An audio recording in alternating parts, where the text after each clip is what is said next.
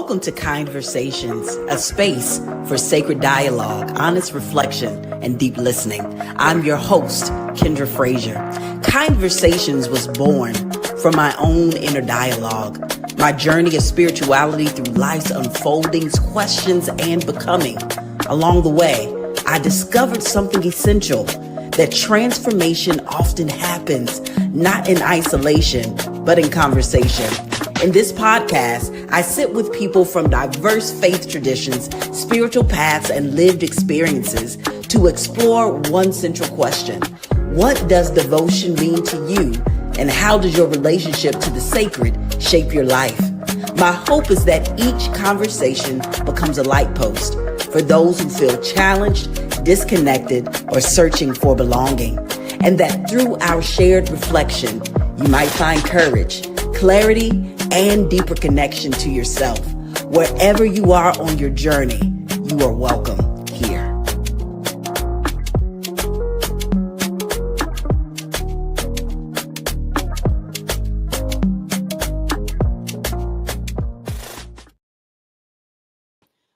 Welcome to another KYNDversation. I am thrilled to have our next guest for this moment.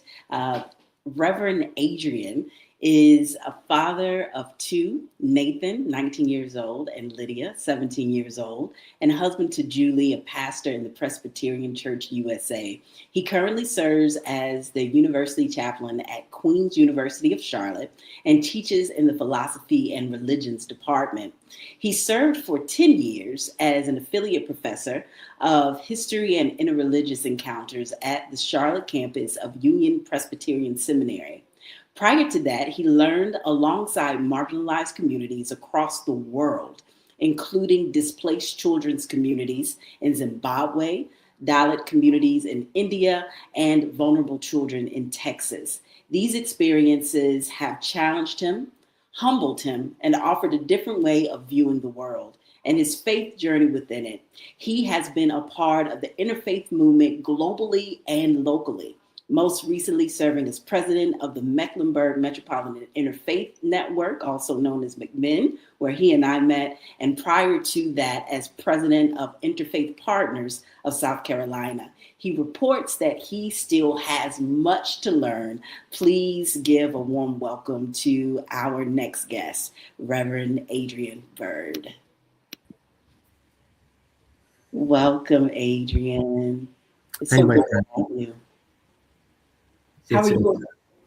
It's a beautiful day, and I'm just honored and privileged to have a conversation with a good companion and friend.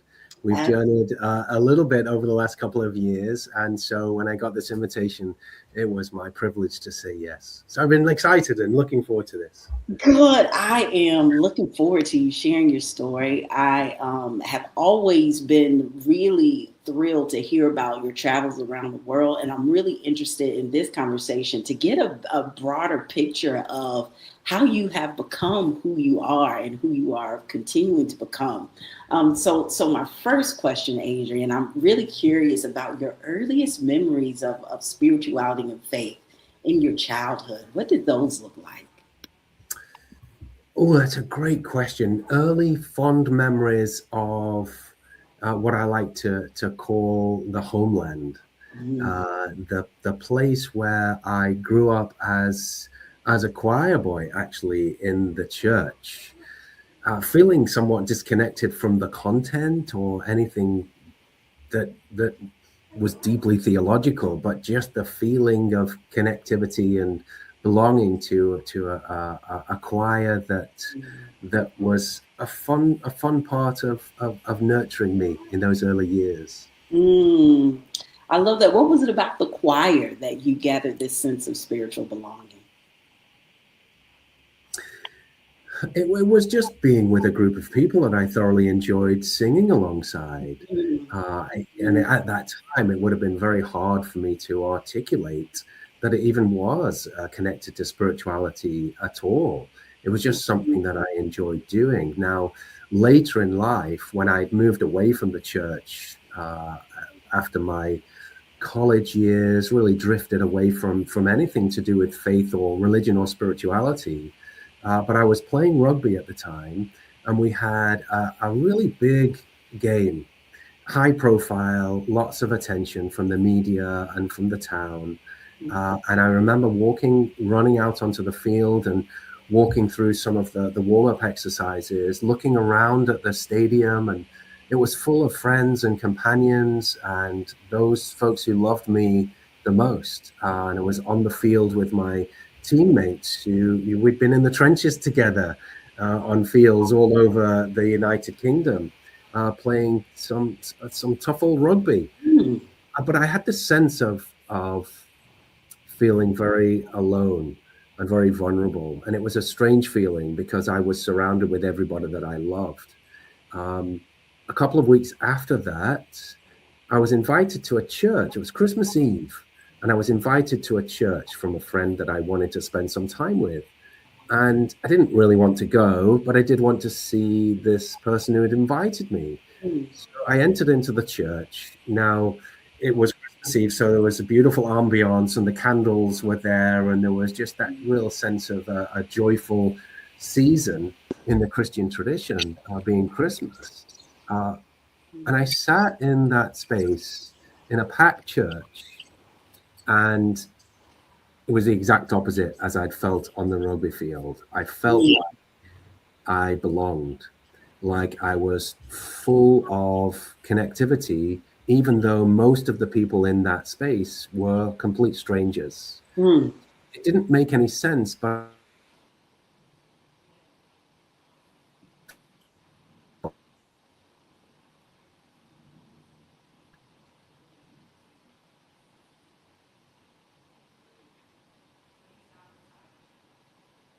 I believe I lost our connection, Adrian.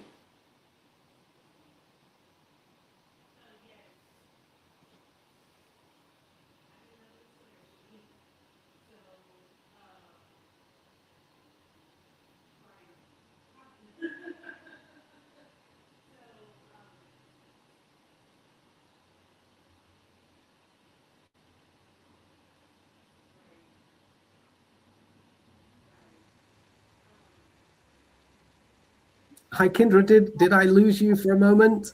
Yes, we did lose each other. We did lose each other. I was just shooting you a text. Yes, yes, it is. It is all good. You were the last thing I heard was that it felt much different than being on the rugby field. That it was odd because of the space that you were in, and these were all strangers. Yeah, So I'd love to pick up there. well, and so to me, I love the way that you asked that first question about my earliest memories. And I went to the experience of being in a choir in a church setting. And I think part of the appeal, or that sense of feeling at home or belonging, was largely due to that grounding, that homeland experience that I'd had growing up as a child. I'm pretty convinced that there was something of that to it. But I think there was also that added dimension of something had gripped me deeply. And I suppose my journey of faith since then has been a journey to try and understand what happened in that church that day. And yet also a fond nostalgic remembrance to my childhood where that was actually a homeland experience for me. And I'd ventured into the wonderland of the world, and suddenly here I was back in a homeland. And I'm going to borrow the words from a great scholar, Tony Gittins, who said, when you come back from the wonderland, you never actually re-enter the homeland. Because of your experience in the wonderland, the homeland is now a newfoundland. That's what I found when I went back to the church. It was that sense, yes, a homeland, but also now a Newfoundland, which the trajectory then to go and explore the world and find out more about this grip that I feel had grabbed me in good, and I wanted to explore that. So I wanted to do something that really marked significantly that feeling. And so that's when I had the opportunity to join a group called Voluntary Service Overseas in Zimbabwe, which for me was a very radical and surprising shift. But it's it was a recognition of the magnitude of that moment in the church, and I wanted that to be represented with a bold, radical trajectory and life decision. And then the rest is history. That changed my world in so many different ways, and it's continued to be an unfolding of learning and curiosity and questions and conversations and seeing the world in different ways. Hmm.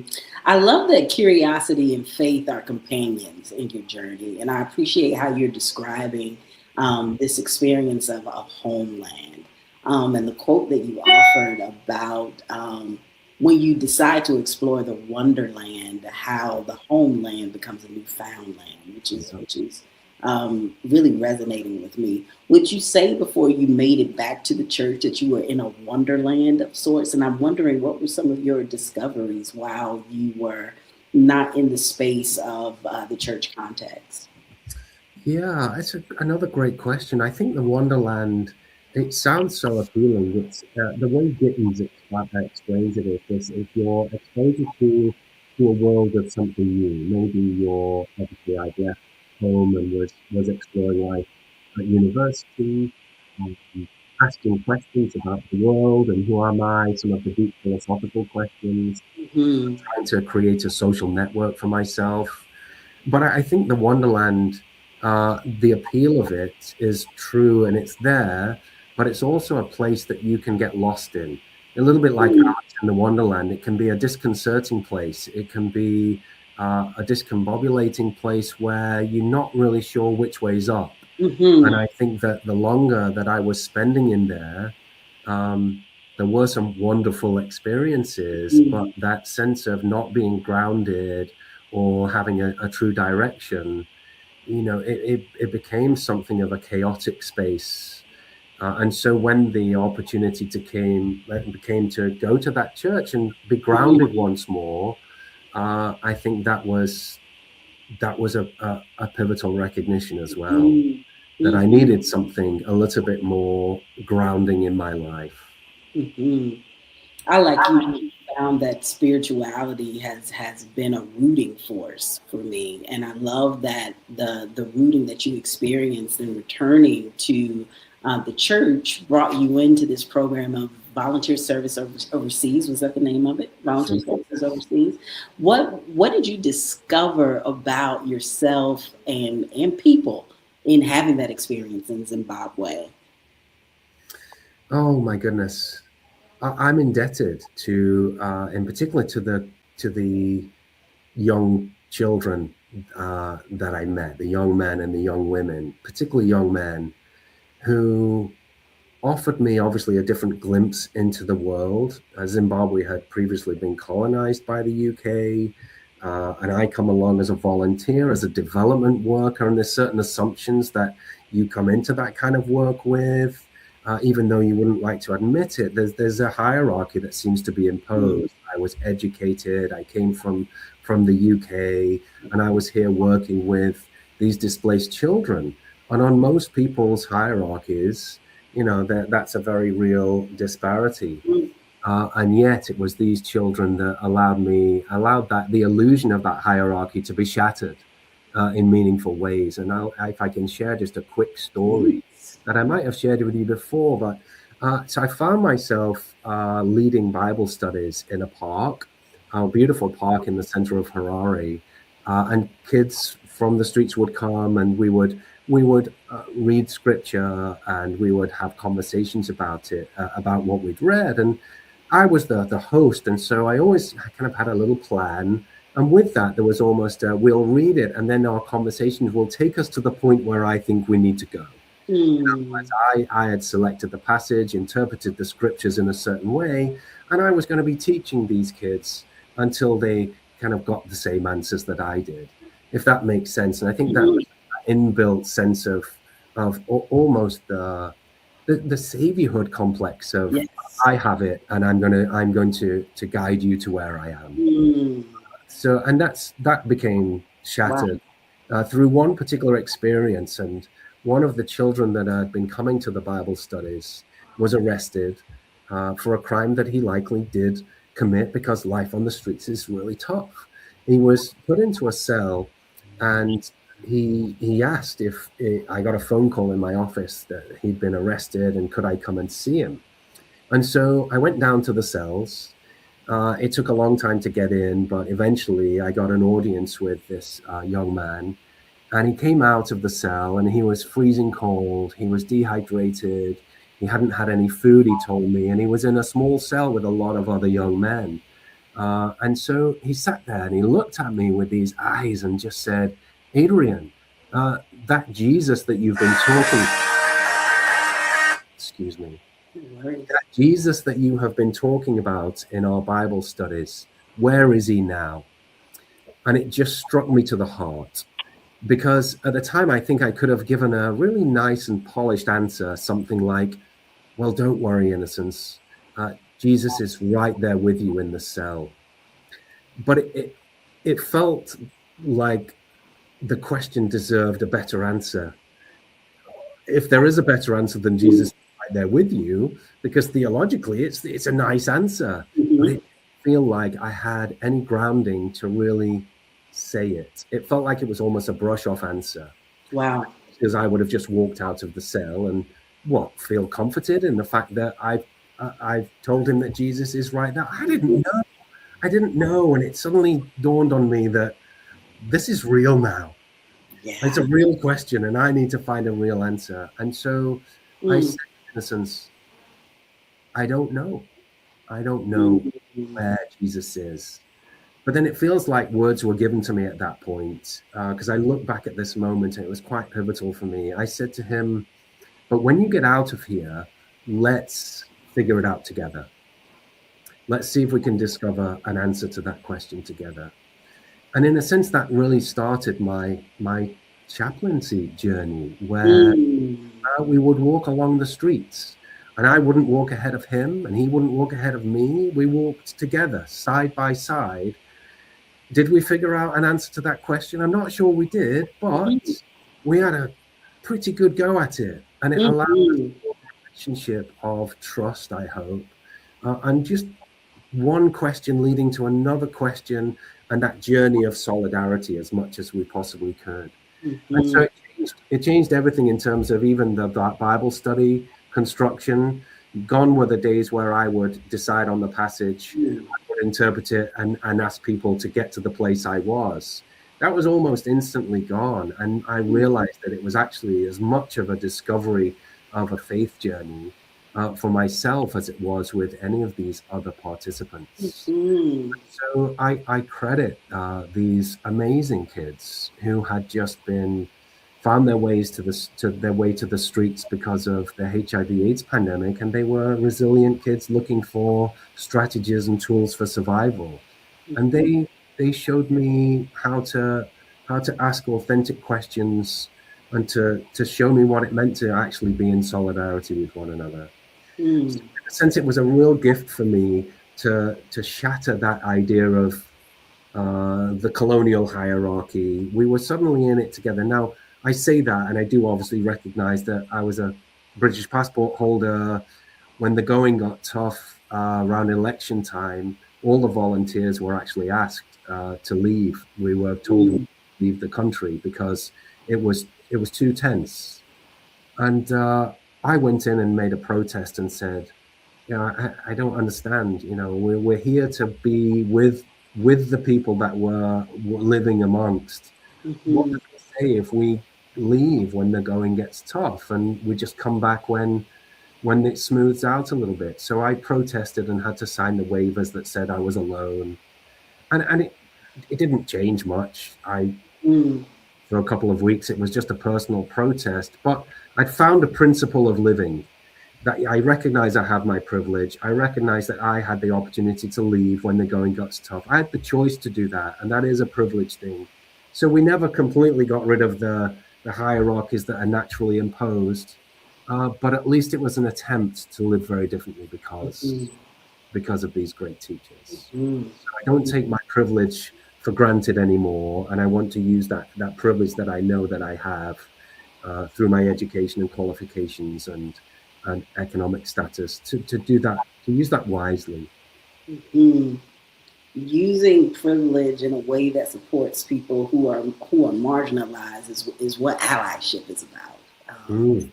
Oh, I And love that word. Yeah. I really love this awareness that you came to that was invited by you taking more seriously this question of where is Jesus in this cell, and understanding that you didn't have to have the answer, which I think that so many people of faith feel like they have to have the right answer in the time that they're asked, and it leaves little room for collective discovery. Adrian, I really appreciate how after this young man transitioned out of the cell that you all took an opportunity to companion with each other, because me personally, my personal theological understanding is that we don't come to this journey of salvation personally. I think that my salvation is connected to yours. And when I speak of salvation, I'm speaking of it in a liberatory sense, that I just don't go to God on behalf of myself, and I do at times, but this exchange of being in relationship is about how we soar as a collective, which I love how that also showed up in the way that you conducted Bible study. And I think that there is this way that this colonial hierarchy finds its way within all of us, regardless of what ethnicity that we are. And like you, we all have to have the courage to name, oh, that is a misstep for me. Oh, I didn't quite get it right here. For you, Adrian, when it comes to, and again, I'm going with this theme of curiosity being a companion of your faith. I'm curious to know if these young people all identified as Christian, were they practicing other faiths? I'm just curious. No, it's a wonderful question again, Kendra. And the context of that particular region meant that there were heavily Christian influences from the missionary movement from the United States and Europe. But there was always that scope and that resonance for indigenous spirituality to live and breathe well, sometimes in alignment with the Christianity, sometimes perhaps in tension with it. But the beautiful witnessing for the first time, the way that the indigenous cultures could it be so expressive and live in relationship with the good news that the missionaries had tried to bring, again, sometimes in their own clumsy ways. And Mm-hmm. I love that. I love the idea of the notion that God, if we use that term, God has always been in the world, and we get to discover that in new ways when we go to new places. And so how could we not be curious about Mm-hmm. what God has already been doing in certain places, even though it might look very different than I might have expected or even assumed? To be Mm-hmm. able to fall on my knees and recognize there's something going on here that is worth paying attention to. And Mm-hmm. that way, I say we've still got lots to learn, and I've had some great teachers along the way. Mm. I love that. And I love you referring to these students as teachers, because I think that everyone we encounter can be a teacher. Now, when it comes to this interfaith stance that you have that has been both global and local, did your interfaith curiosities start in Zimbabwe, or did they happen at a later time? I think they happened at a later time. Uh, if I'm honest, while I'd been introduced to some of this, the indigenous spirituality in Zimbabwe, at that time I was still quite a young, if you like, Christian myself. But it did prompt me to go to seminary. I was invited to a seminary in Texas while I was working at the Presbyterian Children's Homes and Services there. And honestly, at that time, I wanted good formative Christian answers to the Mm-hmm. experiences that I'd had around the injustices of that I'd seen in Zimbabwe, in terms of how are some selected for medication and others just left on the peripheries. These liberation theology is how I'd frame it now, but I didn't know that at the time. But I had these these really angry questions that I wanted to bring to the professors. And I was fortunate that maybe three of them really embraced me in the passion of these questions, because I always tried to come at it from the vantage point of my experience overseas. And so I was looking for great Christian answers. Mm, But then when you turn to great Christian authors and scholars like Dr. Martin Luther King Jr. or Dietrich Bonhoeffer was another one that his story really inspired me. And how can it not? His stand against the Nazis and being mm, executed in that realm. And there was another gentleman called Wilfred Cantwell Smith, who, mm, who stood in Lahore, had lived there for a while in the Indian continent, and recognized there was such peace amongst the different religious groups. But then to stand there after the partition was created with India and West Pakistan as it was at the time, and the Lahore lay in ruins. And he stood there and just wondered, how can communities that have coexisted well for so long, how can they have shredded relations, and how could it have turned into the brutality that it had? So these incredible scholars and authors that I got to read, and each one of them was actually pointing me beyond Christianity to say, let's Dr. Martin Luther King Jr., of course, he stood alongside Rabbi Heschel during the marches. When he was asked who should be the next winner of the Nobel Peace Prize, he chose a Buddhist, mm, Thich Nhat. What? This is why? What's going on here? mm, When he was, well, obviously his nonviolent resistance, which was revolutionary as well, it was inspired by Mahatma Gandhi and the work of the in India to overcome their colonial heritage and imposition. Dietrich Bonhoeffer, his theology was transformed when he started to ask what he called the Jewish question.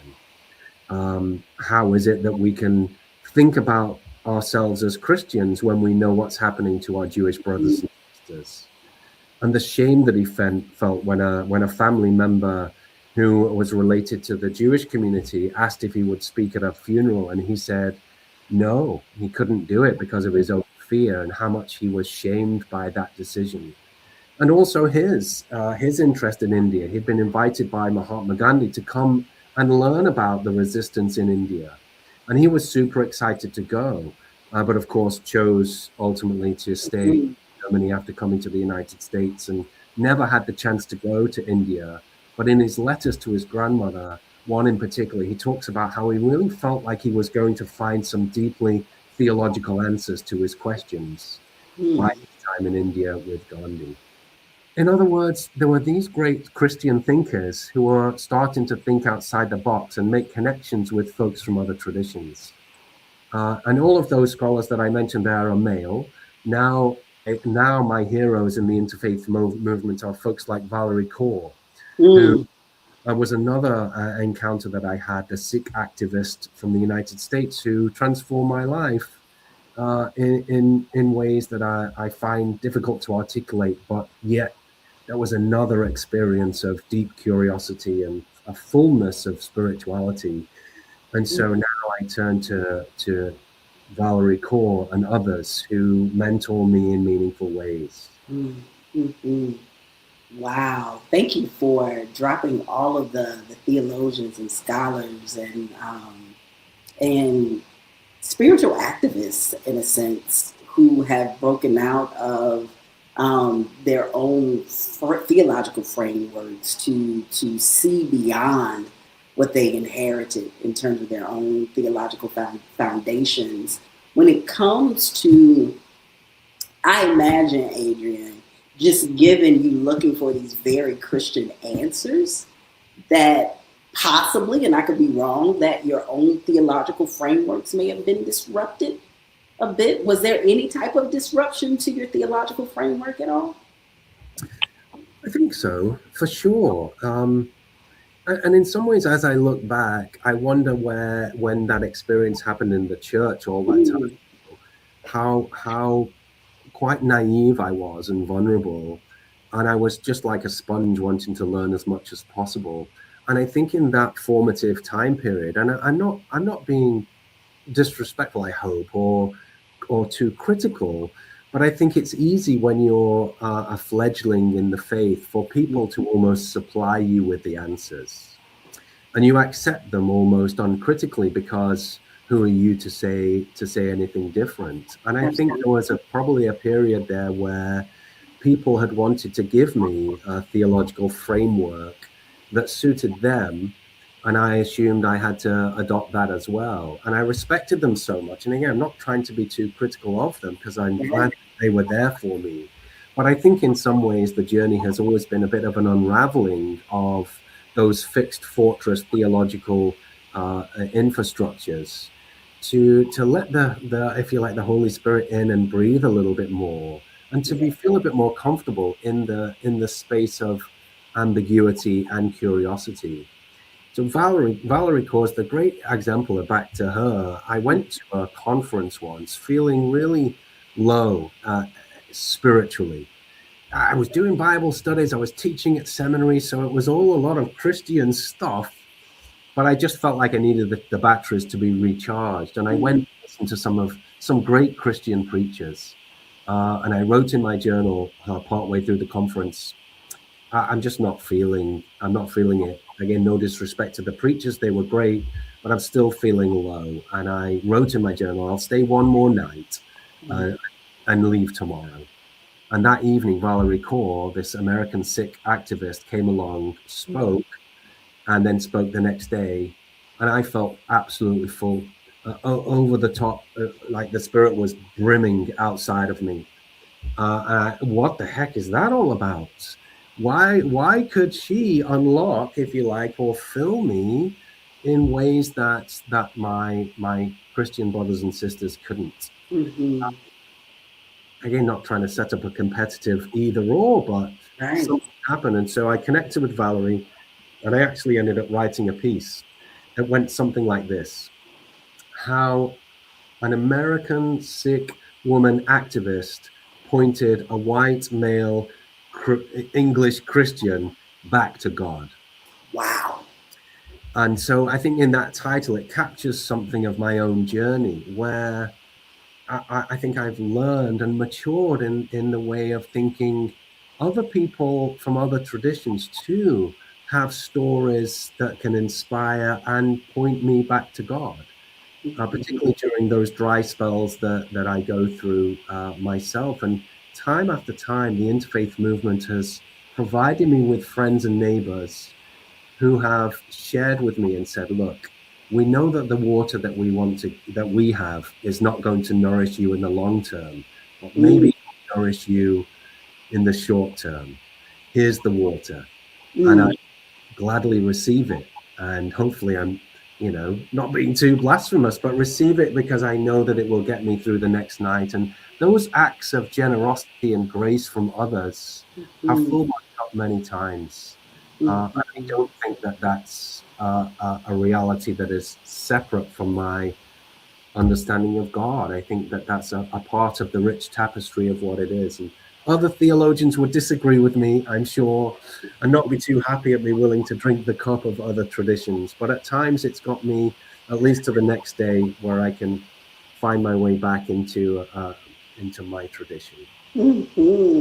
This is your personal journey, and you get a chance to talk about it in the ways that you want to. I'm thrilled to know, Adrian, that there is this cup that you've been having and taking with you as you come into these other traditions and learn that get opportunities to feel that cup, and you in turn get an opportunity to feel the cups of students that you work with at Queens and beyond Queens.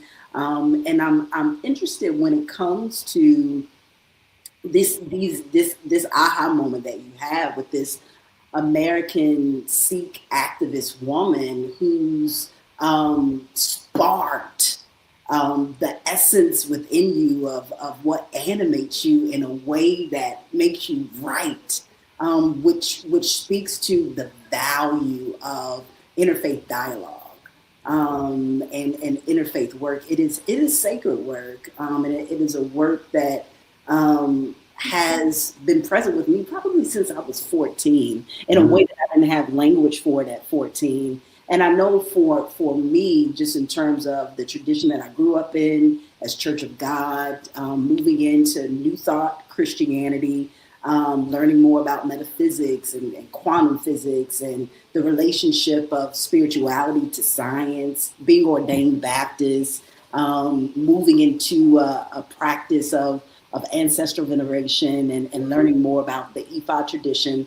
I know it hasn't been easy for those who love me to deal with my evolution, my spiritual evolution, because there are people, I think many people, who are socialized in a variety of religious fundamentalist contexts that believe that the way that they've been taught is the way that it's supposed to be for everybody.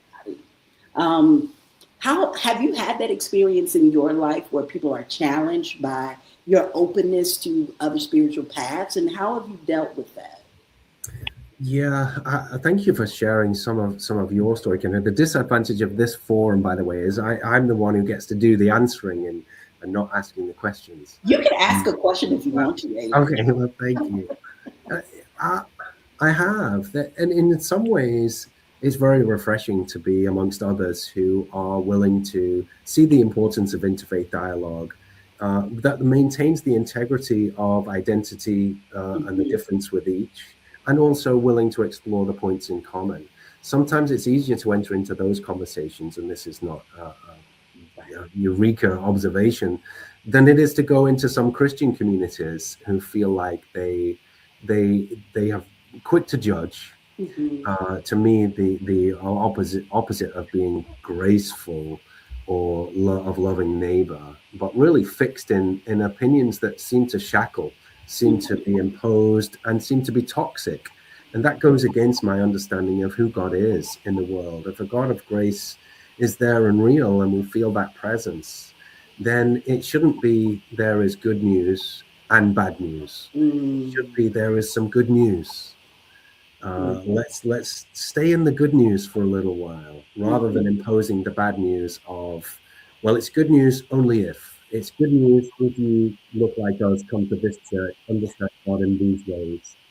Where was the good news in there? I was away somewhere.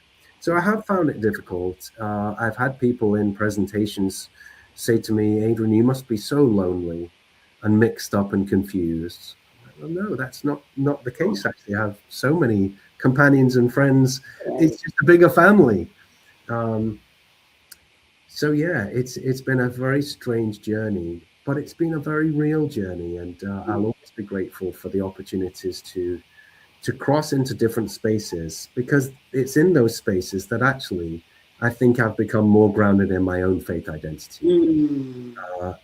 And so my understanding of grace, my understanding of in simple ways actually that love is revolutionary. Simple acts of kindness and generosity are revolutionary acts that stand against, as I shared at the Potlucks for Pluralism event in Interfaith Harmony Month, these acts stand against any force or power that tries to tell us that hate is the way, or division is the way, or hierarchy is the way. The us and them categorizing of people, or all of that reality that's imposed. So for me, it's trying to find simple ways to live into a devotional life, a life of devotion that says love is real, love is demanding, but why would we choose anything else? So let's choose to make decisions that will lean into the simplest acts of seeing each other in dignity and respect, serving each other. Sometimes I need to be served because it's a low season, and sometimes I can come alongside others. Yeah, the privilege of journeying on this human journey together in solidarity, and to be there for each other when we need one another. It's very simple, but actually very difficult to really do well. It is. I believe that is a muscle that most humans, if not all humans, have to stretch, because I believe that there is a sense that we each come with a bit of ego at times, and we forget that our way is not the way for those that we encounter, because these are different people with different cultures, different family systems and backgrounds and experiences. And I really appreciate the language of life of devotion, Adrian. But before I ask a question that I am thinking about when it comes to this life of devotion that you've committed yourself to, I was uh, interested in this God of grace that you've named. And I'm wondering, with all the varied experiences that you've had with diverse cultures, has your concept of God um, shifted and changed along the way, or do you feel like you've always had the same idea of this God of grace? Oh, wow, that's an amazing question. I think it is. It's always been an ongoing part of the quest to discover and learn more. I was really taken aback by what scholar Karen Armstrong had said once.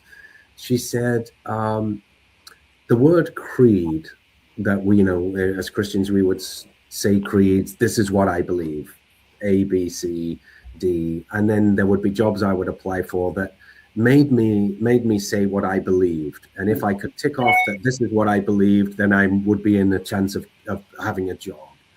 So it was, I think early on, it was very much in terms of what is it that I believed? And I needed to believe certain things in certain ways in order to be saved, if you like, or to be a true disciple of Jesus, as opposed to one who was on a different path. Mm-hmm. But Karen Armstrong really opened up a new possibility for me when she said, but actually, the word creed is not to be interpreted as I believe, as though you have that list of things to believe or you're in trouble. But Mm-hmm. rather, she said, it's a word that means I give my heart to.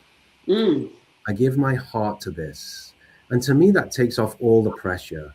And so, from that sense, this understanding of a God of grace became I can give my heart Mm. absolutely to this reality of revolutionary love, that God loves. God doesn't love if I believe A, B, or C, but God loves me. That's it, fundamentally. Um, and the hope then is that you'd want to, in recognizing that, you want to live a life that is not worthy of that, because then that's not grace, but that is a Yes. reflection of that, a reflection of the grace that is a gift that can flow through us to others. It's got a Mm-hmm. community element to it. It's never just individual. Like you were saying earlier, it has to Mm-hmm. have a community dimension if it's a gift that flows. Absolutely. And that's a privilege to be able to say that we can be humble recipients of revolutionary love through the power of Mm-hmm. God as a gift that we can't possess, and nor should we, or cling to, but receive and let it nourish and then let it go to be recipients. So that moment of recognizing that I can give my heart to a sense of God's deep love for us as human beings. Uh, and it means I don't have to have all the answers. I don't necessarily have to believe everything, but I'll wake up each morning, give my heart to stand in solidarity with others who feel that draw to also see each other in dignity and respect. Mm-hmm. Where I see God working, and that's where hopefully I want to show up and turn up and be offer my voice. Mm-hmm. I love that grace as a nutrient that's shared, that Mhm. only expands and grows the more that we share it. And I'm thinking about something that you said earlier, Adrian, which also resonates with me, this experience of learning and being in relationship with people of diverse faiths has strengthened your identity as a Christian. Some people might be like, how does that work? So I'm interested. How does being with people of other faiths strengthen your own identity as a Christian? Gosh, it's the experience, I think, of going in and being vulnerable and, again, led by that curiosity. I love something that Ibu Patel, the leader of Interfaith America, formerly Interfaith Youth Corps, would encourage folks as they entered into different worship spaces of different traditions. He would say, try to find something to celebrate. Let that be your mindset as you go in. Don't go in and start thinking, well, they don't do this like we do it. I don't like that. Start judging automatically. Go in with a mindset of what is there to celebrate here. But for me, going in with that mindset, going into a Gurdwara, back to the Sikh tradition, I suppose, where you go into a building that has architecturally a door north, south, east, and west to represent that sense that all are welcome in this place. To be in a place where this community that's arisen in protest to both patriarchy in the 16th century and caste in the 16th century, we all sit on the floor at the same level, prince next to pauper.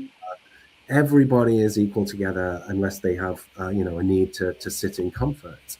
And then to receive a freely offered gift of food. Everybody comes to a Gurdwara and is invited to the Langar, not just Sikhs, not just members, everybody. And those core fundamental values of love being embodied in community and understood in sacred ways. As a Christian, I go into that space and think, what if we could borrow some of that and bring that into the Christian realm as well? And how do we do the hospitality piece as well as this? There's just been so much to learn from different traditions if we're open to it. Does that make me a Sikh? No, it doesn't. But it makes me recognize that this community has tried to embody what it means to be human in the fullest ways, where everybody is welcome. I think that's revolutionary as well. And if that's true, then I would be foolish, I think, to disregard that and not be open to it. And then the great questions that I have. Well, what is different about Christianity than Sikhism? Where do I go to ask those questions? Is the church a safe place for me to be nourished in responding and finding answers to those questions? When I find people who help point me in the right direction to scripture or tradition or to just good, healthy conversation or prayer life, I've just been enriched by it over and over again. I really value the imagery of everybody being welcome to the table, regardless of belief and any other thing that gets in the way of us connecting with one another. I'm wondering, how have you created this space of a welcome table at Queens as the university chaplain with students who are diverse in their faith practices and beliefs? Oh, it's, as you know, I find my role to be such a privileged one.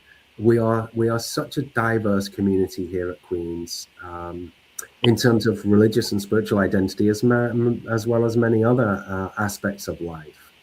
And so we lean heavily into this concept of pluralism, which means that we try not to think of our community as simply being diverse, which Diana Eck tells us is just a fact. So you're diverse. That doesn't help us understand the deeper questions like, how well do we know each other? How well do we serve alongside one another? How well do we get on with each other? Those are important questions to ask. And so we want to ask them here at Queen's. So my role here is for all members of the community, faculty, staff, and students, regardless of their religious undertones or identity or grounding. I think I tell all the spiritual life team, we receive everybody where they are, and we will offer to journey alongside them as long as they feel like that's an enriching journey. And it might be that we have to say, I can connect you with somebody from your tradition, maybe in the community or from men, to make sure that they feel nourished and grounded and have opportunities to grow within their faith community, and also then be a part of creating a wonderful environment here at Queen's. So it's Mm-hmm. that openness and the commitment as well to saying, I am here and I want you to grow in your faith, and for this to be a great journey. And that includes, Kyndra, those who are trying to or really grappling with their spiritual identity. They're in the wonderland and they're not sure on what to prune and what to take forward. Or those who might consider themselves atheist. Is there a place for them in the chapel? The Mm-hmm. answer is hopefully yes. In fact, one of our students a couple of years ago, who became probably our busiest bee in the chapel, a great advocate for all the things that we do in Belk Chapel and in spiritual life. And she was a staunch atheist, but recognized the importance of spaces where people can gather and lean into each other as systems and people of support. And she found that the chapel was actually the best place working in the realm of bridge building. Hadn't found that elsewhere. So maybe our biggest advocate in the world of interfaith in this case is a staunch atheist who doesn't feel like the language of God or theology is accessible to her. Mm-hmm. Mm-hmm. Thank you for sharing that example of what interfaith work is. It is welcomes people of faith and people of no faith, and I love this distinction between diversity and pluralism. The pluralism is really the deeper work, moving beyond tolerance to actually building community, to actually going to understand, to actually seek relationship. So I appreciate that, and I believe that being a chaplain was my first job after seminary, in a trauma center in Atlanta, and I didn't quite know how to balance everything that I was experiencing in that role at the hospital. Um, so I'm curious, Adrian, as a chaplain that wears many hats at Queen's, how do you stay devoted to yourself and take care of yourself with this life of devotion that you have committed to for others? How do you commit it to yourself? Well, my answers might be quite dull, I'm afraid, Kyndra.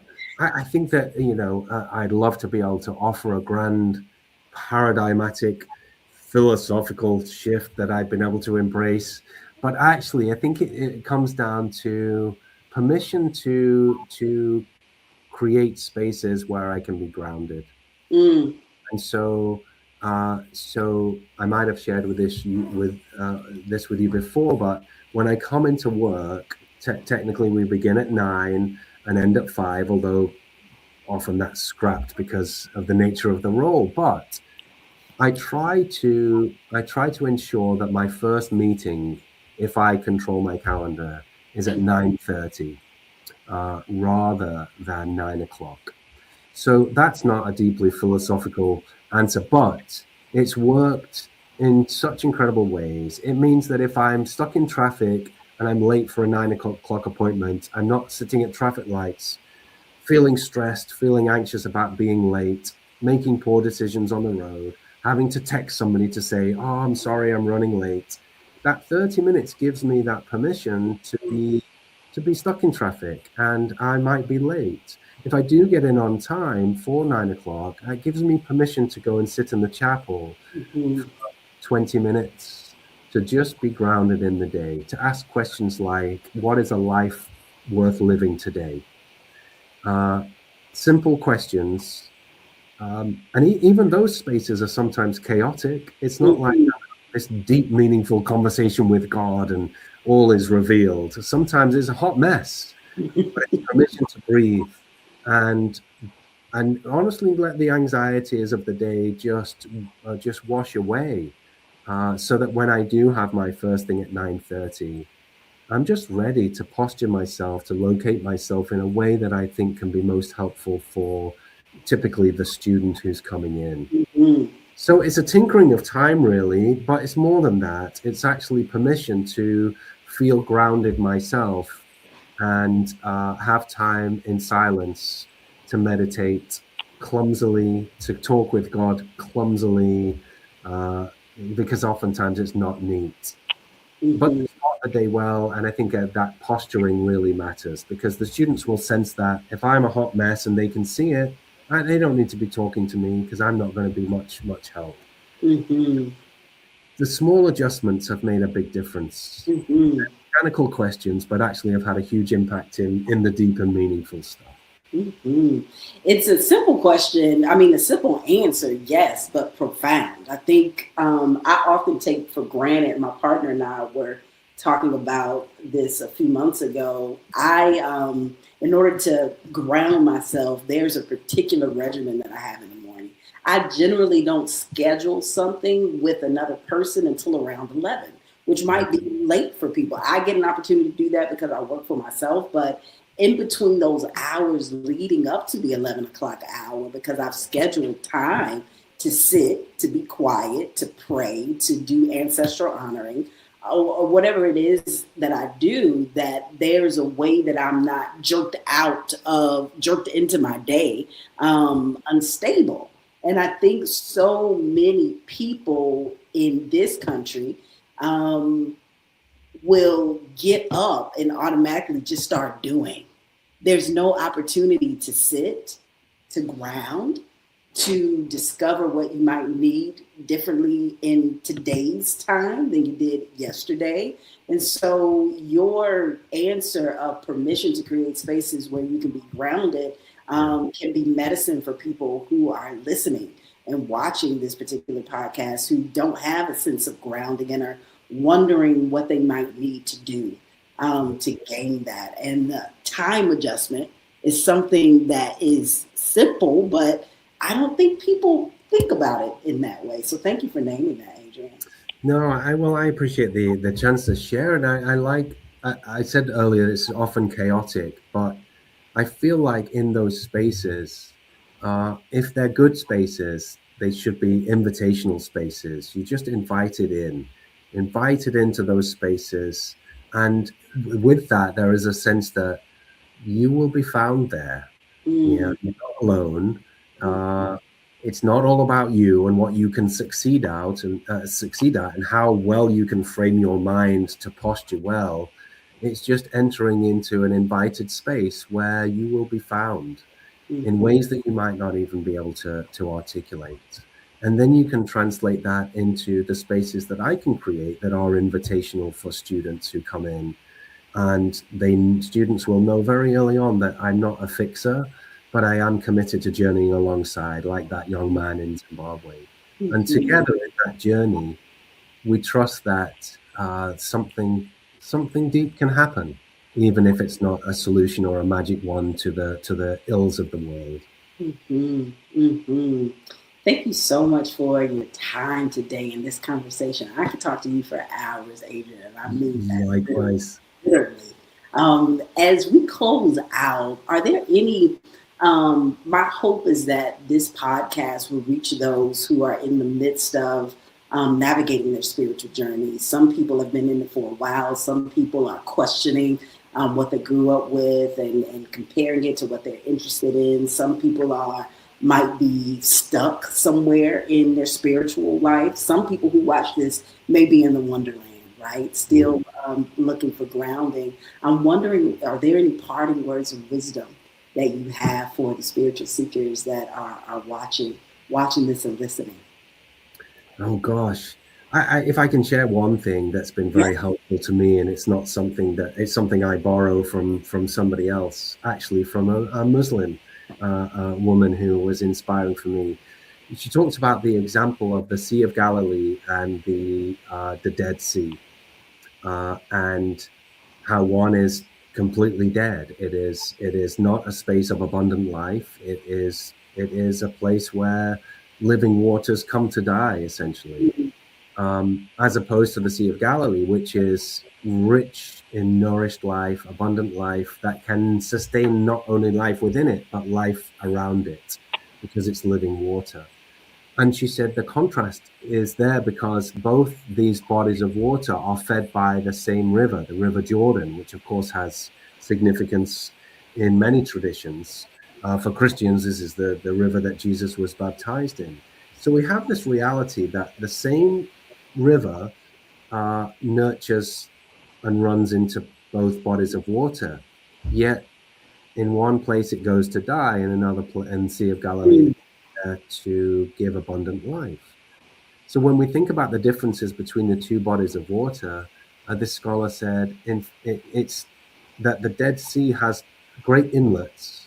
The river will come in and try to replenish and nourish and bring its sustenance, but it has no outlets. It has no outlets. And so the refreshing water, the life-giving water, does literally come to die in a toxic environment of high salt. Whereas the Sea of Galilee, not only has it got its inlets where the water can come in, but that movement is continuously being churned. The movement of the water with the nourishment that the water, the River Jordan water gives, and then it runs out, meaning there's a constant flow in and out. So it's helpful for me to ask the question, how are my inlets? Are my inlets, are they open to good, nourishing things or toxic things, in which case I need to do something? Or do I need to maybe unblock the dams or the blockages that are there? Let the river flow in. And then once it comes in, don't let it sit. Make sure there's outlets, whether that's in service or connecting with other people or living that life of revolutionary love through simple acts of kindness. If the outlets are there too and they're not blocked, then there's an opportunity for that grace, that the gift of God to come in and to flow out. We never possess it. We don't try to stockpile it. We just receive it and let it flow out. So for anybody who's listening, I hope that the image of these two bodies of water help us ask ourselves, who are we? How are our inlets? How are our outlets? Let that water in and let that water nourish you and let it flow out, because we don't keep it. And there'll be more.